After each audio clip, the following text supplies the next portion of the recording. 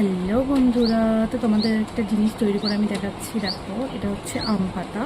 আর আম পাতাটা ঠিক এইভাবে ছিল, ঠিক আছে। আমি ছিঁড়েছি আম পাতাটাকে, মানে একটা গোটা আম পাতা, ঠিক আছে। গোটা আম পাতাটাকে আমি ছিঁড়েছি দুভাগে। ছিঁড়ে নিয়ে এই হাফ ভাগ রেখে দিয়েছি নিজের কাছে, আর এখান থেকে কিছুটা ছিঁড়ে নিয়েছি, বুঝতেই পারছো। এখান থেকে কিছুটা ছিঁড়েছি, ছিঁড়ে এটাকে আমি ডান্ডি মতো বানিয়েছি। এটা থেকে আরেকটু ছিঁড়ে নেব, নিয়ে এটা একটা ডান্ডি টাইপ হলো। আর এইখানে এটা এইভাবে ঠিক লাগাবে, ঠিক আছে। লাগিয়ে এটাকে ঘোরাতে হবে, এভাবে ঘুরিয়ে নেবে।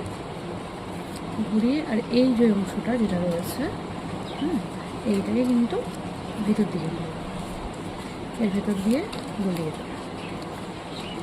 গলিয়ে দিয়ে আর এই হয়ে গেল বাচ্চাদের খেলার ভ্যানিটি ব্যাগ। তো তোমরা জানিও কেমন।